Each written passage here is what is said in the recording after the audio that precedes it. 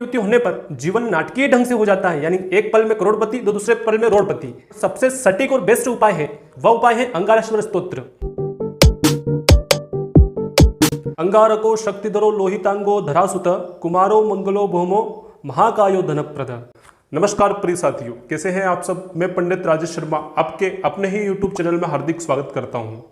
तो आज के इस वीडियो में हम जानकारी लेंगे कि राहु और मंगल की युति का किस प्रकार से प्रभाव पड़ता है और क्या केवल इसके दुष्परिणाम ही प्राप्त होते हैं या इसके सकारात्मक परिणाम भी प्राप्त होते हैं, इसके बारे में हम चर्चा करेंगे। तत्पश्चात हम जानेंगे कि राहु और मंगल की युति के अलग अलग भावों में किस प्रकार से प्रभाव पड़ते हैं या किस प्रकार से फल मिलता है।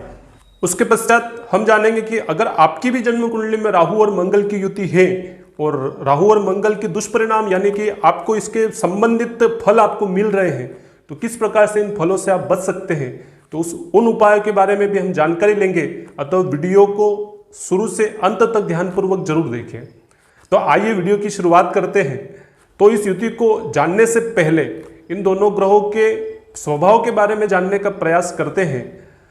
तो मंगल है पराक्रम, ऊर्जा व आक्रामकता का कारक, तो वहीं राहु है छाया ग्रह, जो माया, बड़े बड़े सपने को दिखाई देना, बड़ी इच्छाएं, भ्रम, कुतर्क का कारक होता है। मंगल अग्नि तत्व का कारक है, तो वहीं राहु वायु तत्व का कारक होता है। और जब भी कहीं आग जलती है तो वहां पर देखते हैं कि वायु का काम हमेशा आग को भड़काना होता है, यानी राहु जिस भी ग्रह के साथ बैठता है उस ग्रह के प्रभाव को बढ़ा देता है। सीधे शब्दों में कहूं तो राहु का कार्य आग में घी डालने का होता है। मंगल और राहु की युति जब भी होती है तो यह युति अंगारक योग का निर्माण करती है। और जैसा कि नाम से ही पता चलता है कि अंगारक यानी आक्रामकता और तीव्र ऊर्जा और बातों बातों में गुस्सा आना इत्यादि लक्षण देखे जाते हैं। यह योग जिस भी कुंडली में होता है उसको गुस्सा यानी क्रोध बहुत आता है। चाहे कहीं भी किसी भी जगह यह युति होती हो तो जातक के अंदर क्रोध और चिड़चिड़ापन तो देती ही है। जब भी काल पुरुष की कुंडली में यह युति बनती है तो विश्व में अग्निकांड, एक्सीडेंट इत्यादि योग बहुत ज्यादा बनते हैं। इस युति के शुभ परिणाम भी प्राप्त होते हैं तो अशुभ परिणाम भी प्राप्त होते हैं। जैसे शुभ परिणामों की बात करें तो इस युति से किसी भी इंसान में पराक्रम, कॉन्फिडेंस और किसी भी कार्य के प्रति तीव्रता बहुत हो जाती है। तो वहीं अशुभ परिणामों की अगर बात करें तो अत्यधिक क्रोध का आ जाना, चिड़चिड़ापन, जिद इत्यादि परिणाम देखने को मिलते हैं। कुल मिलाकर सारांश अगर देखें तो इस युति के कारण क्रोध और जिद या चिड़चिड़ापन बहुत आता है। आइए जानते हैं सभी भावों में इस युति के क्या परिणाम प्राप्त होते हैं। तो जब भी यह युति जन्म कुंडली के लग्न में होती है यानी लग्न भाव में होती है तो लग्न भाव व्यक्तित्व के बारे में जानकारी देता है, यानी आपका व्यक्तित्व किस प्रकार का होगा यह लग्न बताता है। और यह युति लग्न में होने पर जातक के अंदर अत्यधिक क्रोध, उग्रता और अपनी ही बातों को मनवाने की जिद हमेशा ही रहती है। और बातों बातों में कब इनको गुस्सा आ जाता है यह इनको स्वयं को ही पता नहीं चलता है। इस भाव में यह युति होती है और शुभ ग्रहों की दृष्टि अगर इस युति पर पड़ती है और अंशागत बुरी हो, तो जैसे मंगल 10 अंश पर और राहु 25 अंश पर हो, तो यही युति शुभ परिणाम भी दे देती है। जैसे आत्मविश्वास का होना, प्रत्येक कार्य को पूर्ण ऊर्जा के साथ करना और अपनी बुद्धि का बहुत ही चालाकी से प्रयोग करना इत्यादि शुभ परिणाम भी मिलते हैं।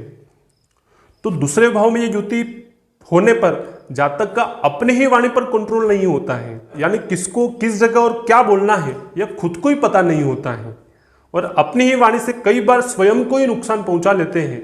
और द्वितीय भाव में इस युति के होने पर किसी भी शुभ ग्रह की दृष्टि हो या अंशगत दूरी जैसे पहले बताया वैसा अगर हो तो इस युति से जातक की वाणी में बहुत ही चतुरता होती है और हर बात को बोलने का ढंग एक अलग ही होता है। तृतीय भाव में यह युति होने पर लड़ाई झगड़े में हमेशा तत्पर रहते हैं और छोटे छोटे झगड़ों में ही मरने मारने पर उतारू हो जाते हैं, क्योंकि तृतीय भाव पराक्रम का ही कारक है और मंगल भी पराक्रम का कारक है। और राहु क्या करता है, तो राहु आग में घी डालने का, जैसा पहले बताया कि राहु आग में घी डालने का कार्य करता है।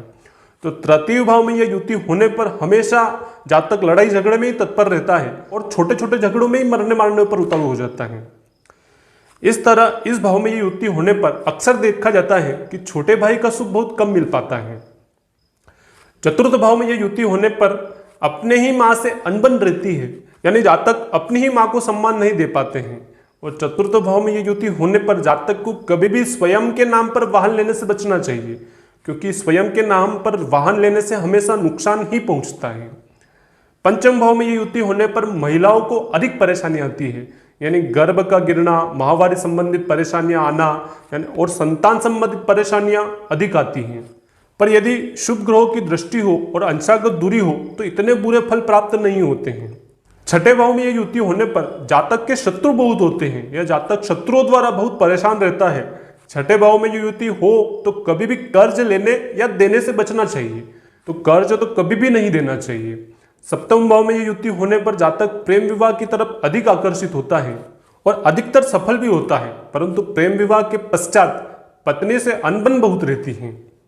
अष्टम भाव में युति जातक को अचानक दुर्घटना के योग बनाती है, परंतु यह युति अंशागत बहुत पास होती है तभी ये योग बनते हैं, नहीं तो इस भाव में ये युति होने पर अचानक धन प्राप्ति और गूढ़ रहस्यों को जानने वाला भी होता है। भाग्य भाव में युति होने पर जीवन नाटकीय ढंग से हो जाता है, यानी एक पल में करोड़पति तो दूसरे पल में रोड़पति, यानी किस्मत अचानक साथ भी देती है और अचानक से रुट भी जाती है। और 10वें भाव में ये युति होने पर जॉब में अपने ही बॉस से झगड़ा या जातक अपने ही बॉस से परेशान रहता है और कभी भी एक स्थिर जगह जॉब नहीं कर पाता है, यानी करियर कहीं भी एक जगह स्थिर नहीं हो पाता है। 11वें भाव में ये युति होने पर जातक को क्रोध निश्चित ही 7वें आसमान पर रहता है और यहाँ से राहु मंगल दोनों मिलकर धन प्राप्ति के सपने बहुत देते हैं, पर जातक जितना अकेला रहे उतना ही अच्छा रहता है। 12वें भाव में ये युति होने पर नशे का आदी बना देती है, वह अभक्षण यानी कि जो खाने योग्य नहीं है वह भी जातक खाने लगता है और अपनी ऊर्जाओं को व्यर्थ खोने लगता है। अक्सर ज्योतिषियों द्वारा बोला भी जाता है कि 12वें भाव में जब भी यह युति होती है तो जेल के योग बनते हैं, परंतु जब भी अंशागत दूरी कम होगी तभी ये योग बनते हैं, यानी अंशागत यदि दूरी अधिक होगी तो ये युति ज्यादा प्रभावी नहीं हो पाती है। और मंगल और राहु जैसा कि बताया कि क्रोध और चिड़चिड़ापन ज्यादा देते हैं, अतः उसी कारण लड़ाई झगड़े में से ही जेल जाने के योग ज्यादा बनते हैं। और इस प्रकार से 12 भावों में इस युति का फल होता है। यह केवल युति के आधार पर फल है और विस्तृत जानकारी के लिए सभी ग्रहों की दृष्टियां व जन्म कुंडली का व्यापक अध्ययन बहुत आवश्यक है। अब हम जानेंगे कि यह युति आपकी भी जन्म कुंडली में है और किसी भी भाव में यह युति हो रही हो तो किस प्रकार के उपाय से इस युति के दुष्परिणाम से बच सकते हैं, वह उपाय हम जानने का प्रयास करेंगे। यदि आपकी भी जन्म कुंडली में यह युति है और आप में भी इस युति के कारण गुस्सा, चिड़चिड़ापन, मानसिक परेशानी इत्यादि हो रही है तो हम यहाँ पर कुछ उपाय बताने जा रहे हैं। वह उपाय करें, उससे जरूर आपको इस युति के दुष्परिणाम मिलना कम होंगे। तो पहला उपाय है हमेशा सुबह उठ करके और शाम को सोने से पहले 5 मिनट तक मेडिटेशन यानी ध्यान जरूर करें, क्योंकि मेडिटेशन व ध्यान से माइंड स्थिर रहता है, मन में क्रोध इत्यादि कम आएगा। और दूसरा उपाय है रात को जितनी जल्दी हो सके सोने का प्रयास करें। तीसरा उपाय है गणेश जी की पूजा करें और गणेश जी को हरी दुर्वा चढ़ाएं। और चौथा उपाय है उज्जैन जाकर के अंगारेश्वर महादेव की पूजा जरूर करवाएं। इससे मंगल संबंधित दोष भी समाप्त होंगे और अंगारक युति के दुष्परिणाम भी मिलना कम होंगे। और पांचवा और आखिरी और सबसे सटीक और बेस्ट उपाय है, वह उपाय है अंगारेश्वर स्तोत्र। स्कंद पुराण में इस स्तोत्र का उल्लेख मिलता है, वह स्तोत्र हम नीचे डिस्क्रिप्शन में दे रहे हैं। उस स्तोत्र का रोज एक बार पाठ जरूर करें, इससे निश्चित ही आपके मंगल संबंधित और अंगारक दोष संबंधित दुष्परिणाम मिलना बंद हो जाएंगे।